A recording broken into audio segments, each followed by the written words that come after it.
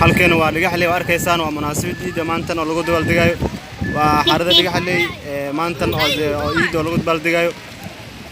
khayre waxaan leeyahay halkan waa dhagaxley maantan oo lagu dabaaldegayo maalinta ciid arkaysaan waa xarada dhagaxley oo qaasatan qayb bartisbaarko geeskeeda ku koran soo maray jawiga magaalada xaaladeeda arkaysaan marwal waxaan leeyahay waa maslaxyare oo YouTube-kiisa waa maantan kule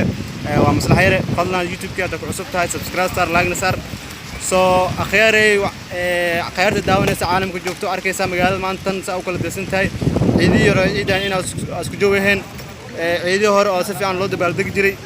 ciidana tahay oo jawi aad u degan soo marwal waxaan leeyahay waa arkaysaan taxarada qaxooti qaasatan dhadhaab dhagaxley waa arkaysaan jawiga magaalada xaaladda guud saa oo kala tahay soo waxaan leeyahay waa halkan waa dhagaxley oo maantana saac cidlo ah oo magaalada badanaa dadka jawiga magaalada kala yareey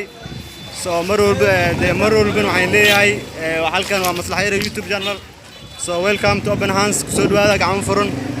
soo qofkii maanta YouTube-ka ku cusub like subscribe sar khayre marwalba waxaan leeyahay waa wiilkan oo dhalinyaro ah Masrax Nuur Abdullaah maslaxyare oo marwalba in soo gudbinayo warbaahinta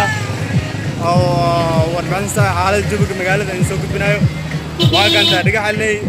refugee camp xaaladda maanta soo waqtahay jawiga magaalada waa maalinta kale oo maanta la xidhiidhsanayo magaalada jawiga xaaladda guud khayre qofka maanta YouTube-ka channel-ka ku cusub